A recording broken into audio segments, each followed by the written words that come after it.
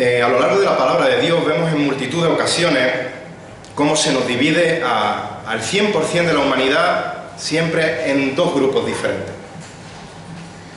Los hijos de Dios, los hijos del diablo.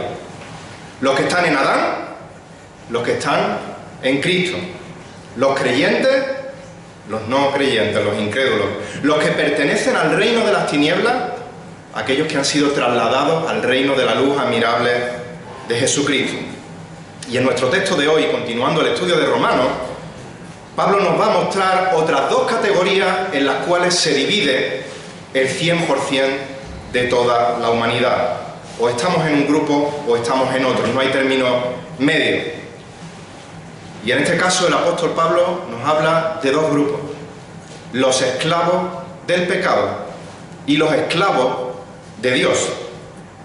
Y esto de ser esclavo de Dios puede sonar como algo raro, porque sabemos que en Juan 8:36 la Biblia nos dice que si el Hijo os hace libres, si el Hijo os libertare, seréis verdaderamente, realmente libres. Pero cuando Dios nos salva, nos hace realmente libres, nos hace verdaderamente libres de la esclavitud del pecado, para a su vez hacernos esclavos de Él.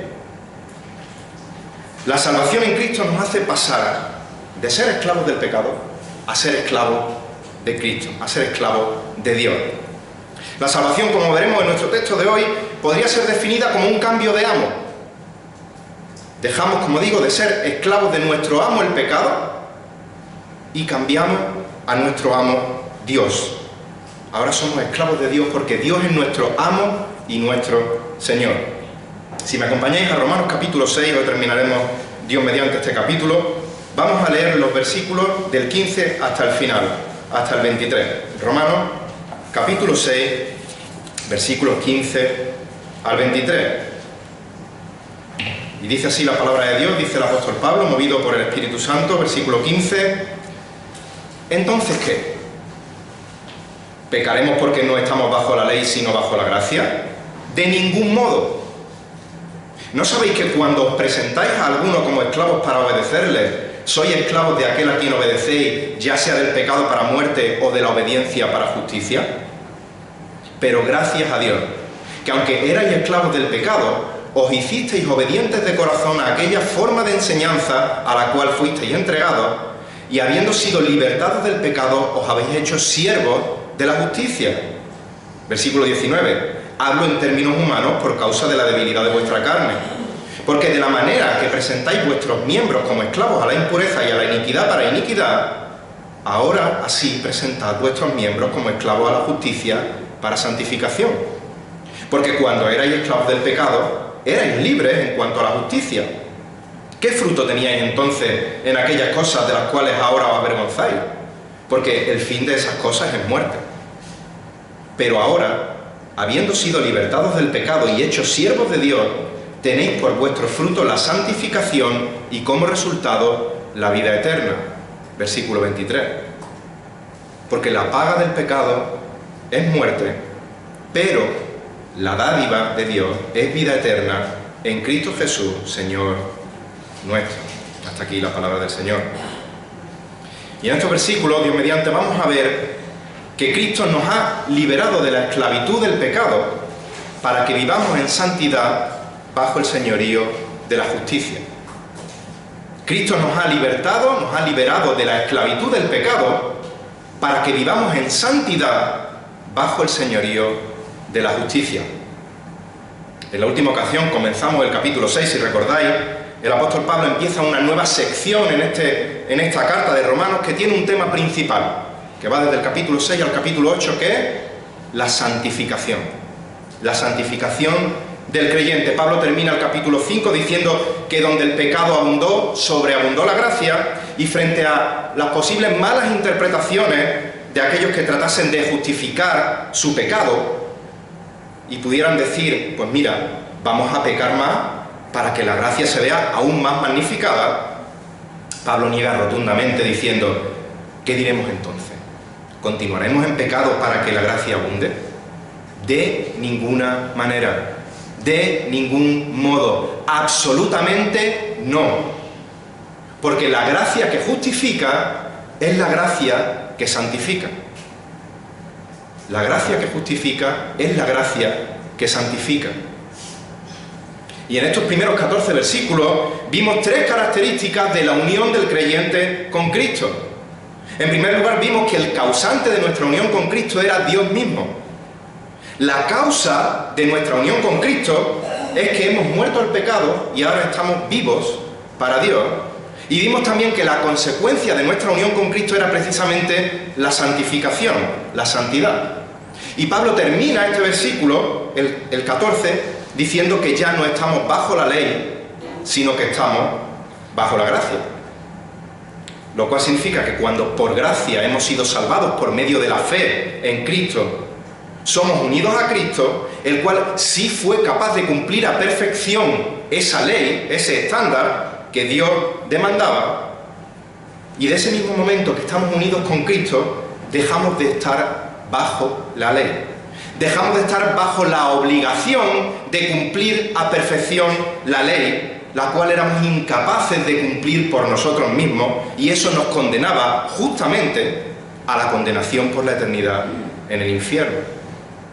Así que después de decir y aclarar que los creyentes no estamos bajo la ley, sino que estamos bajo la gracia, es que Pablo va a continuar su argumento añadiendo un matiz más a esta realidad de nuestra unión con Cristo. Y lo va a ilustrar con la relación que había entre un esclavo y su amo. Nuevamente, algún iluminado podría decir, como ya no estamos bajo la ley, como ahora estamos bajo la gracia, la ley ha dejado de tener importancia para nosotros, así que podemos incumplirla sin consecuencia ninguna, porque no estamos bajo la ley. Pero Pablo se vuelve a adelantar a este argumento necio, tonto, y vuelve a negar de manera rotunda diciendo entonces que pecaremos porque no estamos bajo la ley sino bajo la gracia, y vuelve a dar esta negación que es de las más fuertes que hay en el griego, que es de ningún modo, de ninguna manera, para nada a esto acontezca. ¿Por qué? Porque Cristo nos ha liberado de la esclavitud del pecado para que vivamos en santidad bajo el señorío de la justicia. Dios nos ha justificado por gracia, por medio de la fe en Cristo únicamente. Dios nos ha liberado de la esclavitud del pecado. El pecado ya no tiene ningún poder, ningún señorío sobre nosotros, pero esta libertad que Dios nos ha dado por gracia es para que le obedezcamos, para que seamos sus esclavos y le obedezcamos como nuestro Señor y Salvador supremo, como nuestro amo. En este texto Pablo usa hasta en 8 ocasiones diferentes formas de esta palabra doulos, que significa esclavo.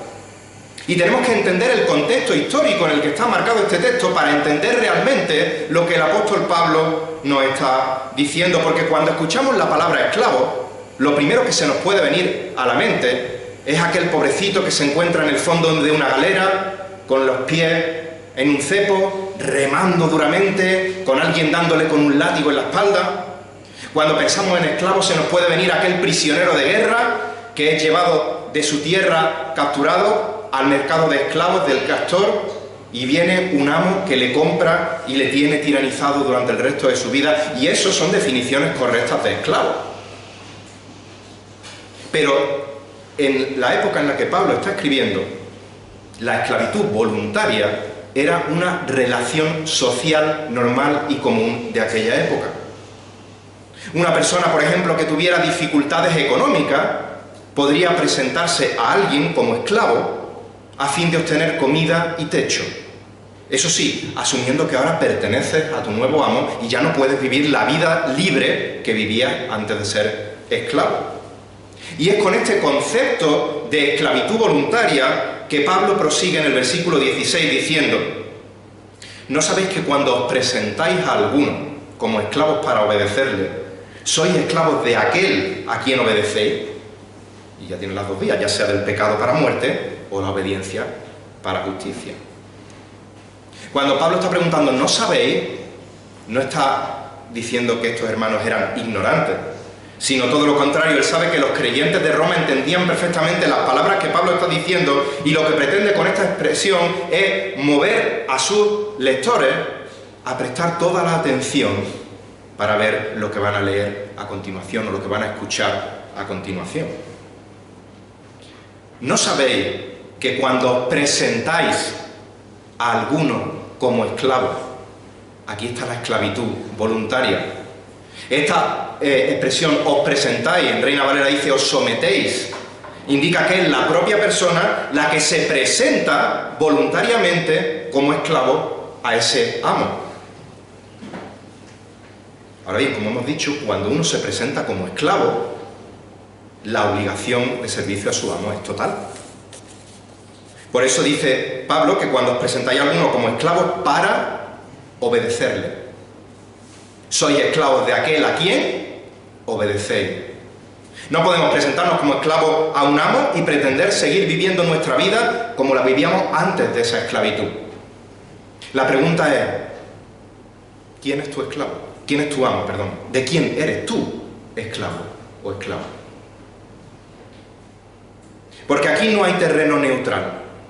Aquí no es me abstengo de decir voy para un lado o voy para otro. O sirves a un amo o sirves al otro amo. El propio Señor Jesús dijo en Mateo 6:24 que nadie puede servir a dos señores, porque o aborrece a uno y amará al otro, o se apegará al uno y despreciará al otro. No hay término medio. No eres libre de ser tu propio amo, y tampoco puedes servir un rato a un amo y otro rato al otro amo. Ahora bien, hay un detalle en el versículo 16 que me gustaría que nos fijásemos. Estamos mandados a aprender, a escudriñar y a memorizar la palabra de Dios, pero sin pretender ser hereje, os voy a pedir por un momento que olvidéis este versículo 16, como si nunca lo hubieseis escuchado. Y empezáis a leer. ¿No sabéis que cuando os presentáis a alguno como esclavos para obedecerle, sois esclavos de aquel a quien obedecéis? Ya sea del pecado para muerte, ¿cómo terminaríais vosotros si nunca hubieseis escuchado este versículo? O de para justicia. A mí lo primero que se me viene a la mente es o de Cristo para justicia, o de Dios para justicia. Pero Pablo no dice eso, dice, sois esclavos de aquel a quien obedecéis, ya sea del pecado para muerte o de la obediencia para justicia. Cuando somos justificados por gracia, por medio de la fe en Cristo, somos liberados de la esclavitud del pecado para la obediencia a Dios. Nuevamente te pregunto, ¿a quién obedeces? ¿Quién es tu amo? Porque toda la humanidad es esclava o de un amo o de otro, o del pecado o de la obediencia. Y si eres esclavo o esclava del pecado, puedes que pienses que eres libre porque haces lo que te da la real gana, que vives la vida como tú quieres, que eres el dueño, eres la dueña de tu propia vida, de tu propio destino. Pero el Señor Jesús dijo en Juan 8:34, en verdad os digo que todo el que comete pecado es esclavo del pecado. No te engañes a ti mismo pensando que eres libre, porque realmente estás sometido a una obediencia al pecado, y el resultado de esa obediencia pecaminosa nos dice el texto que es para muerte. Tu destino eterno como esclavo, como esclava del pecado, es la condenación eterna en el infierno, y es justo. Por su parte, si eres esclavo, eres esclava de la obediencia, anhelarás justicia, desearás la santidad, te deleitarás en vivir para Dios, aborrecerás el pecado, te angustiarás cuando caes en algún pecado porque no somos perfectos y acudirás inmediatamente arrepentido a los pies de Cristo pidiéndole perdón, serás levantado de nuevo y buscarás activamente, voluntariamente, el obedecer a tu amo, el obedecer a Dios. Y tu destino final, dice el texto, que es vida eterna en su presencia. Como dice Juan en su primera epístola, si decimos que tenemos comunión con Él, con nuestra boca, pero andamos en tinieblas y no practicamos la verdad. El que dice yo he llegado a conocerle, pero no guarda sus mandamientos, el tal es un mentiroso y la verdad no está en él. Ninguno que es nacido de Dios practica el pecado como forma de vida habitual, como práctica habitual de vida. porque la simiente de Dios permanece en él y no puede pecar, no que sea impecable, como sabemos, sino que no puede vivir una vida de pecado continua porque es nacido de Dios. Primera de Juan 1, versículo 6, 2, versículo 4 y capítulo 3, versículo 9. Si decimos y no hacemos, somos mentirosos y la verdad no está en nosotros. Lo que demuestra la autenticidad de nuestra profesión de fe no es lo que decimos con nuestra boca, sino los actos de obediencia, los frutos que salen y reflejan un corazón verdaderamente regenerado. Y el versículo 17 continúa con el primero de uno de los preciosos peros que encontramos en las Escrituras. Pero gracias a Dios. Gracias a Dios. Gracias únicamente a Dios. Gracias solamente a la soberana voluntad de Dios es que los creyentes podemos ser salvos. Como dice Jonás, capítulo 2, versículo 9, la salvación es de Jehová. La salvación es del Señor. Nosotros, por nosotros mismos, no podemos ser salvos por nuestros propios méritos, por nuestras propias fuerzas, porque éramos, dice el texto, esclavos del pecado. El pecado era nuestra naturaleza, estábamos en Adán, estábamos muertos en nuestros delitos y pecados y no podíamos alcanzar el cielo por nuestra propia fuerza porque estábamos destituidos de la gloria de Dios. Pero, gracias a Dios, que Él nos dio vida a nosotros que estábamos muertos en nuestros delitos y pecados, porque por gracia hemos sido salvados por medio de la fe, y esto no es de nosotros, sino que es don de Dios, no por obras para que nadie se gloríe. Efesios 2, 1, 8 y 9. Pero gracias a Dios, que Él nos libró del dominio de las tinieblas y nos trasladó al reino de su Hijo amado. Colosenses 1, 13. Pero gracias a Dios que en el ejercicio de su voluntad, Él nos hizo nacer por la palabra de verdad para que fuéramos las primicias de sus criaturas. Santiago 1, 18. Éramos esclavos del pecado, pero gracias a Dios ya no lo somos. ¿Y cómo se evidencia esto? Porque nos hicimos obedientes de corazón a aquella forma de enseñanza a la que fuisteis, a la que fuimos entregados. La salvación se evidencia en una vida que se caracteriza por la obediencia a la palabra de Dios. El versículo 16 dice que fuimos entregados a la obediencia, a la justicia, a la obediencia a Dios, y ahora dice el versículo 17 que nos hicimos obedientes de corazón a la palabra de Dios. Obedecer a Dios y obedecer a la palabra de Dios es lo mismo.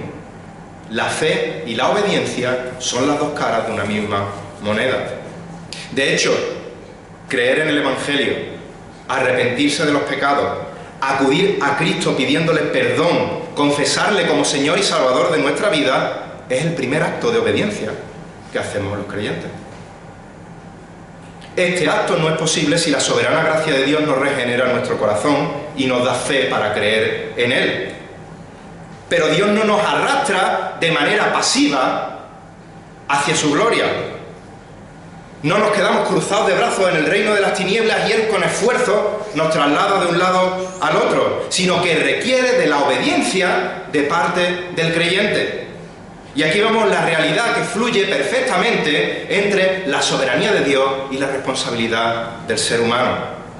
Como dice Juan 1, versículos 12 y 13, pero a todos los que le recibieron les dio derecho de llegar a ser hijos de Dios, es decir, a los que creen en su nombre, que no nacieron de sangre, ni de la voluntad de carne, ni de la voluntad de hombre, sino de Dios.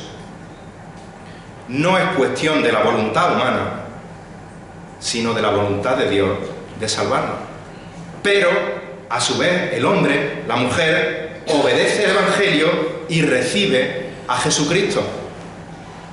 La obediencia del cristiano no es una imposición externa, sino que es un deseo interno que proviene de un corazón regenerado, de una voluntad transformada, porque Dios nos ha hecho nuevas criaturas, Dios nos ha hecho nueva creación, de modo que si alguno está en Cristo, nueva criatura es, las cosas viejas pasaron y aquí todas son hechas nuevas. Somos una nueva creación. Segunda de Corintios 5, 17, Dios renueva la naturaleza del creyente y es el creyente el que desea obedecer a su Señor, no es algo forzado. Recordemos, hace un par de jueves me parece, fue Samuel quien nos compartía el ejemplo de Elías. Vino palabra de Dios a Elías diciendo, y Elías hizo conforme a la palabra de Dios. Soberanía de Dios, responsabilidad del hombre. Filipenses 2, versículos 12 y 13, así que, amados míos, tal como siempre habéis obedecido, no solo en mi presencia, sino ahora mucho más en mi ausencia, ocupaos en vuestra salvación con temor y temblor, porque Dios es el que obra en vosotros, tanto el querer como el hacer, para su beneplácito. Nos ocupamos y Dios obra. Si eres verdaderamente cristiano, si eres verdaderamente un hijo de Dios, si eres una auténtica hija de Dios, no necesitas ser empujado a obedecer.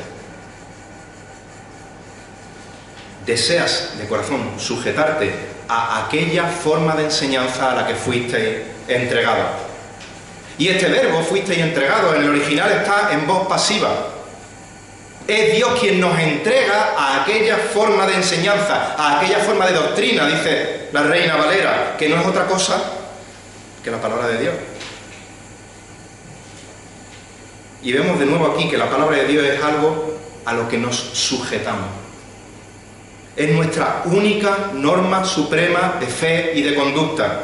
Somos nosotros los que nos adaptamos a la palabra de Dios y nunca debemos permitir que la palabra de Dios se adapte a nosotros, a nuestras opiniones, a nuestras tradiciones, a nuestros pensamientos.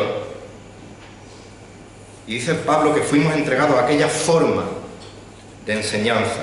Esta palabra forma en el original significa molde.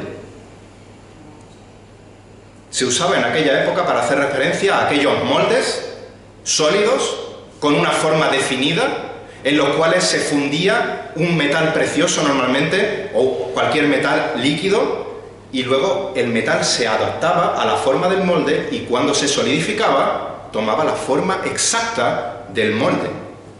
El molde nunca se adaptaba al producto, sino que era el producto el que se conformaba a la forma del molde. Cuando somos justificados por gracia, por medio de la fe, Dios derrite, entre comillas, nuestro corazón de piedra, lo regenera en un corazón de carne, en un corazón vivo espiritualmente, nos entrega al molde de su palabra y en nuestro proceso diario de santificación progresiva nos vamos sujetando a este molde, de manera que vamos siendo cada vez más y más conformados a la forma de la palabra de Dios, más y más conformados al molde de la imagen perfecta de nuestro Señor Jesucristo. Con esta misma idea, Pablo exhortará en el capítulo 12 a los creyentes, diciendo en el versículo 1 y 2, por consiguiente, hermanos, os ruego por las misericordias de Dios que presentéis vuestros cuerpos como sacrificio vivo y santo, aceptable a Dios, que es vuestro culto racional, y no os adaptéis, no os conforméis a este mundo, al molde de este mundo, sino transformaos mediante la renovación de vuestra mente, para que verifiquéis, para que comprobéis cuál es la voluntad de Dios, lo que es bueno, aceptable y perfecto. La palabra de Dios es nuestro único molde. No somos nosotros los que le damos forma a este molde. El molde ya ha sido formado de forma perfecta por Dios. Somos nosotros los que tenemos que tomar la forma de este molde. ¿Y cómo se hace eso?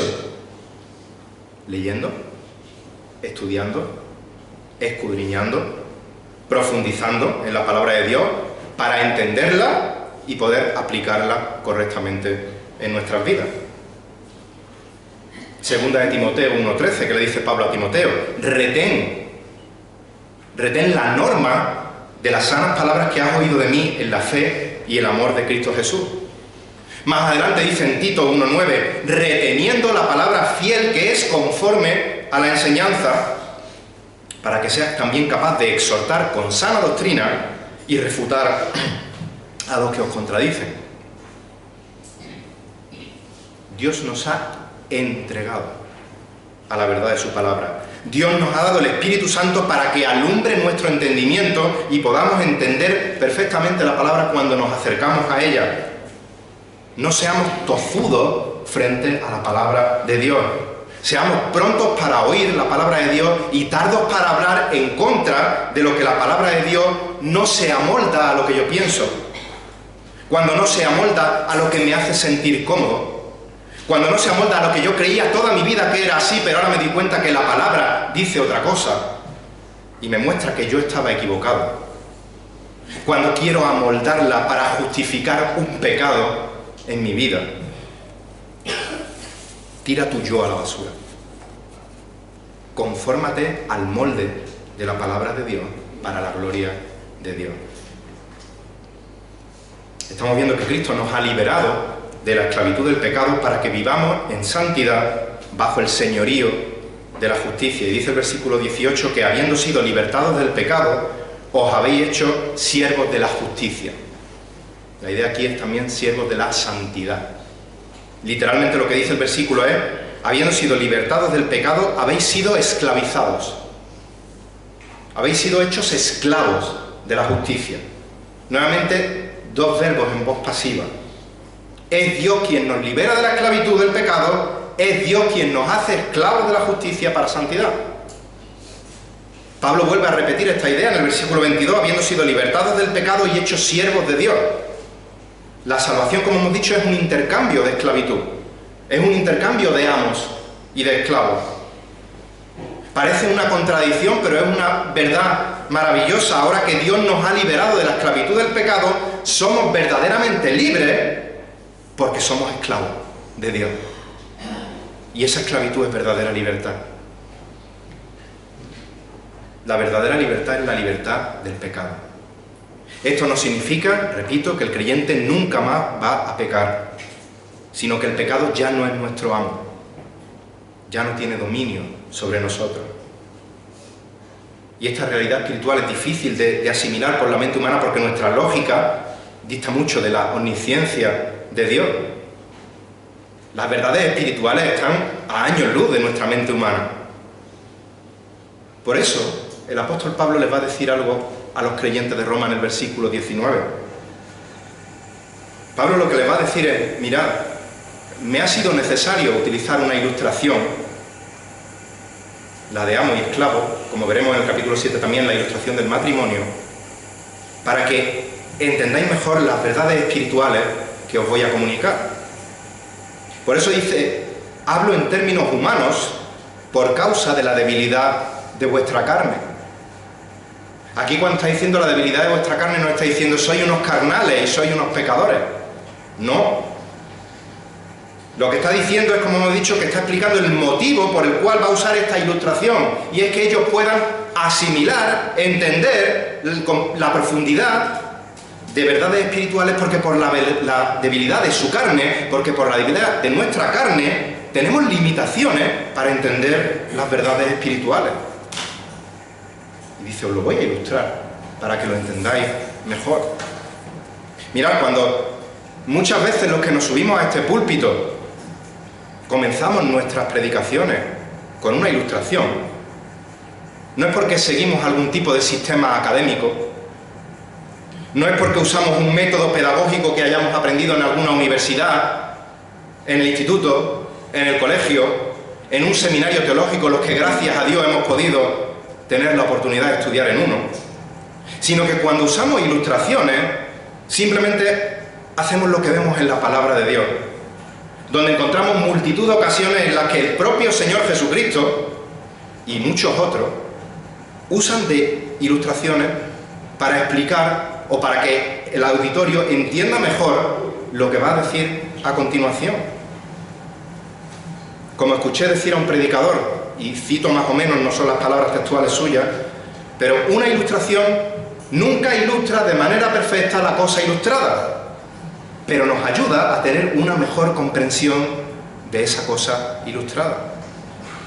Tenemos que entender que la ilustración es eso, es una ilustración, es un puente que nos lleva a la verdad con la que nos tenemos que quedar. Si termina la predicación y te has quedado solo con la ilustración, no has estado muy atento, que digamos. Pero esa ilustración sí te lleva a comprender mejor la verdad ilustrada. Y lo que estamos viendo es que Cristo nos ha liberado de la esclavitud del pecado para que vivamos en santidad bajo el señorío de la justicia. Hablo en términos humanos, por causa de la debilidad de vuestra mente, porque de la manera que presentasteis vuestros miembros como esclavos a la impureza y a la iniquidad para iniquidad, así ahora presentad vuestros miembros como esclavos a la justicia para la santificación. Con esta analogía que Pablo ha usado entre amo y esclavo, quiere que entienda que de la misma manera, cuando no éramos creyentes, éramos esclavos del pecado y gustosamente presentábamos nuestro cuerpo, todo nuestro ser, nuestros miembros, para pecar. Pero ahora que hemos sido declarados justos, hemos sido justificados, somos salvos, tenemos que presentar nuestros miembros, todo nuestro ser, para vivir una vida de santidad práctica, que se demuestra en buenos frutos que dan la gloria a Dios. Porque de la manera que presentasteis vuestros miembros como esclavos a la impureza y a la iniquidad para iniquidad. Impureza hace referencia al pecado interno, mientras que iniquidad se refiere al pecado externo. Cuando éramos esclavos del pecado, cuando no éramos salvos, el pecado nos contaminaba a nuestro interior. Los actos que realizábamos habitualmente estaban contaminados por el pecado, eran pecaminosos y traía como consecuencia más iniquidad, dice el texto. Así ahora, presentad, es un mandato, es un imperativo, presentad vuestros miembros como esclavos a la justicia para santificación.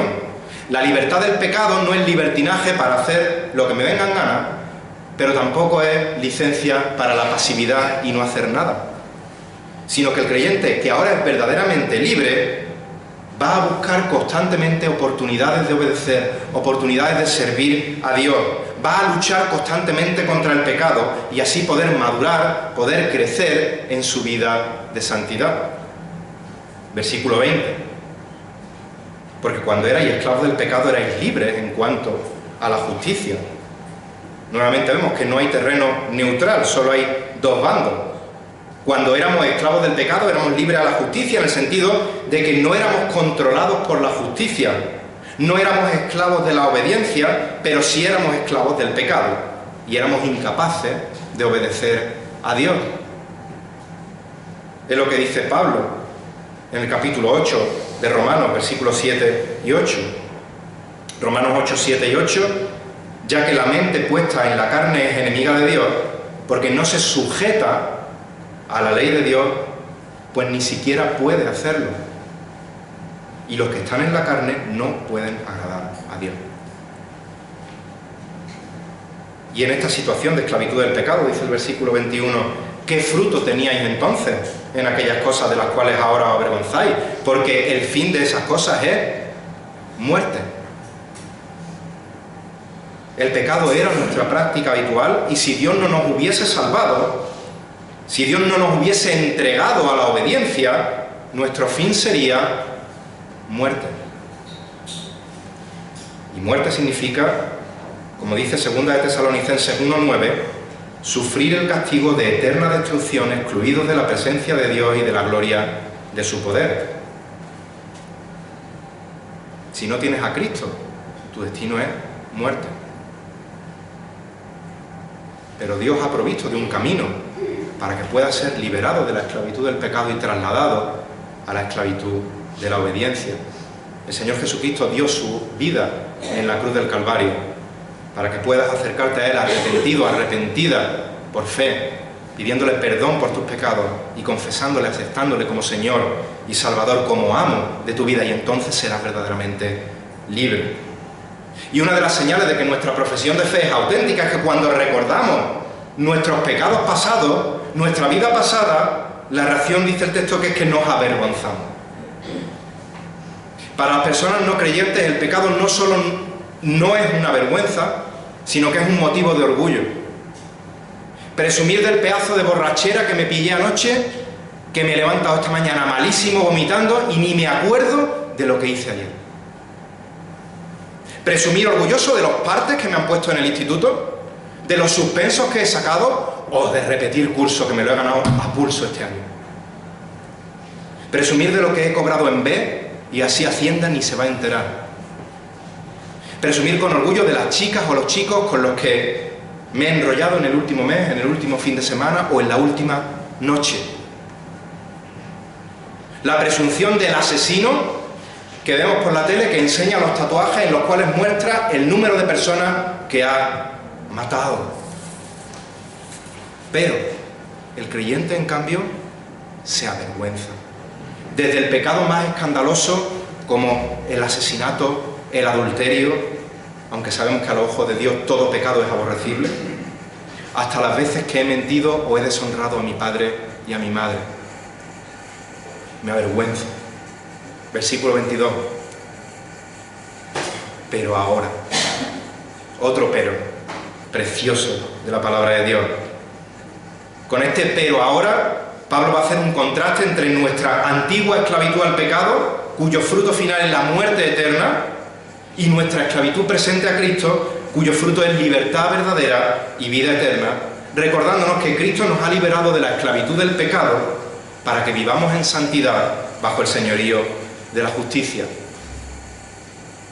Versículos 22 y 23. Pero ahora, habiendo sido libertados del pecado y hechos siervos de Dios, tenéis por vuestro fruto la santificación y como resultado la vida eterna, porque la paga del pecado es muerte, pero la dádiva de Dios es vida eterna en Cristo Jesús, Señor nuestro. Dice respecto a estos dos versículos el comentarista William Hendrickson, y cito literalmente: ¡qué contraste! Antes, servidumbre, ahora, libertad. Antes, esclavos del pecado, ahora, siervos de Dios. Antes, vicio, ahora, santidad. Antes, vergüenza, ahora, paz de espíritu. Antes, muerte, ahora, vida y luego, vida eterna. Hasta aquí la cita. En estos dos versículos vemos cómo la esclavitud a Dios nos trae verdadera libertad del poder del pecado y de la paga del pecado. En primer lugar, nos libera del poder del pecado, pero ahora, versículo 22, habiendo sido libertados del pecado y hechos siervos de Dios, tenéis por vuestro fruto la santificación y como resultado la vida eterna. Cuando somos salvos por gracia únicamente, por medio de la fe únicamente, en Jesucristo únicamente, el Señor Jesús nos compra al precio de su sangre, la cual nos limpia de todo pecado, nos hace santos, nos aparta para vivir para su gloria y para usarnos según su voluntad. Y ahora que somos hechos siervos de Dios, hechos esclavos de Dios, los creyentes, no por obligación, los creyentes agradecidos por la misericordia y la gracia que Dios ha mostrado para con nosotros, vamos a buscar voluntariamente agradar a Dios, a vivir para hacer su voluntad, lo cual nos dice el texto que se muestra de manera externa por fruto la santificación. Los verdaderos creyentes vamos a ir creciendo, vamos a ir madurando en nuestra vida de santificación progresiva. Vamos a ir amoldándonos, conformándonos cada vez más al molde de la palabra de Dios. Vamos a ir amoldándonos más a la guía del Espíritu Santo en nuestra vida a través de su palabra. Vamos a ir amoldándonos cada vez más a la imagen de nuestro Señor Jesucristo, y esto va a traer como resultado final vida eterna, la cual viviremos en perfección cuando seamos glorificados y estemos en su presencia, pero de la cual disfrutamos ya en esta tierra, desde el momento de nuestra salvación. Y en segundo lugar, la salvación nos libera de la paga del pecado, nos libera del poder del pecado y nos libera de la paga del pecado, porque la paga del pecado es muerte. Y esta palabra paga, no hay que ir al original para entender lo que significa. La paga es el sueldo. La paga es el salario que el jefe o que la empresa le da a un trabajador por sus servicios prestados. La paga es el sueldo que el trabajador merece justamente por lo que ha hecho. Y debido a nuestra condición de pecadores, a nuestra naturaleza de pecadores, nuestro justo sueldo, nuestra justa paga, es la muerte eterna. Merecemos la muerte eterna en el infierno como pago justo por nuestro pecado. Pero, el tercer pero precioso de este texto, pero la dádiva de Dios es vida eterna en Cristo Jesús, Señor nuestro. Y esta palabra dádiva en el original, carisma, viene de la misma raíz de la palabra que se traduce como gracia. Merecemos como pago la muerte eterna, pero la dádiva, el regalo de gracia de parte de Dios hacia nosotros es justo lo contrario a lo que merecemos. Vida eterna en Cristo Jesús, Señor nuestro. Por tanto, mientras que la esclavitud del pecado trae como pago merecido la muerte eterna debido a nuestra rebeldía contra Dios, la esclavitud a Dios nos trae como pago, inmerecido por nuestra parte, el regalo, la dádiva de la vida eterna. Ahora bien, vamos terminando. Muchos de los presentes, si no todos, los que seamos salvos aquí, yo por lo menos lo he hecho, hemos usado correctamente este versículo para evangelizar. Hemos usado correctamente este versículo para demostrarle a la persona que no tiene a Cristo que es pecadora y que merece la muerte y que hay salvación en Cristo. Pero no podemos perder de vista el contexto en el que está escrito el texto. ¿A quién se dirige Pablo al escribir esta carta, al decir, porque la paga del pecado es muerte, pero la dádiva de Dios es vida eterna en Cristo Jesús nuestro Señor? Se está dirigiendo a creyentes. Se está dirigiendo a los creyentes de Roma. ¿Y cuál es el tema principal que está en esta sección que va desde el capítulo 6 al capítulo 8? La santificación del creyente. Con lo cual, aunque este versículo es totalmente correcto para evangelizar, no podemos perder de vista que la finalidad de Pablo, el propósito de Pablo en este versículo es la santificación del creyente. El apóstol Pablo nos recuerda a los creyentes la realidad de nuestra esclavitud al pecado pasado. Nos recuerda la realidad de nuestra esclavitud presente a la obediencia. Nos recuerda el alto coste que nuestra salvación ha tenido.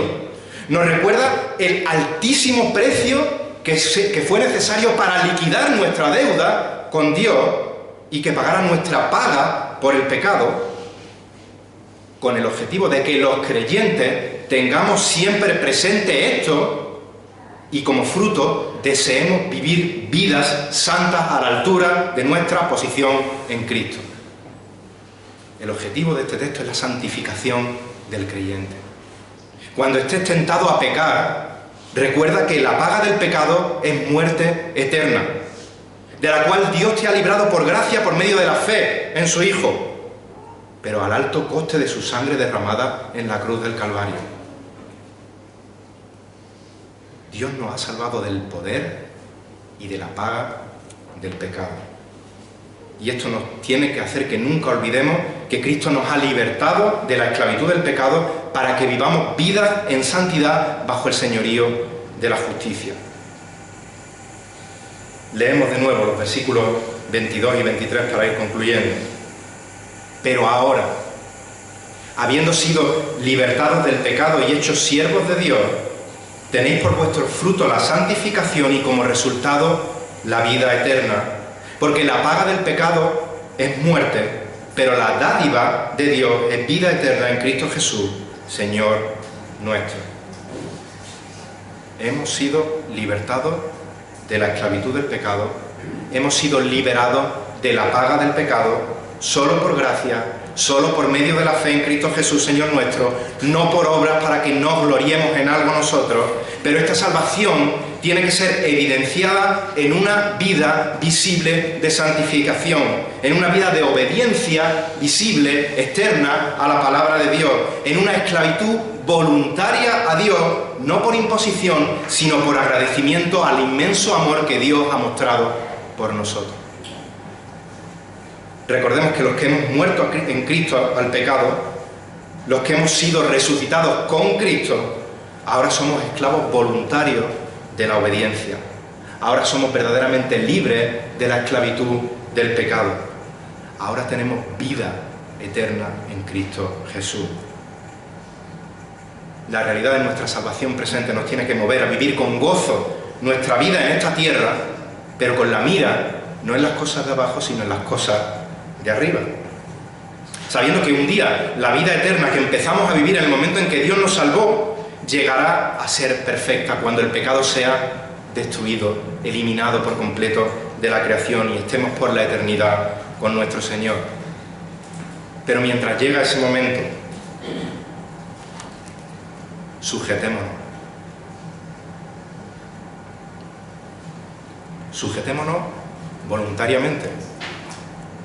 Sujetémonos gozosamente a la palabra de Dios. Amoldémonos a la palabra de Dios. Y que esto se refleje en frutos dignos de la vocación a la que hemos sido llamados, en vidas santas que vivan para la gloria de Dios. Que el Señor bendiga su palabra. Señor, no tenemos un vocabulario que pueda expresar nuestra gratitud por la obra de salvación que tú has hecho en nosotros, por la obra de salvación que tú también provees a aquel que no cree por medio de tu evangelio, Señor.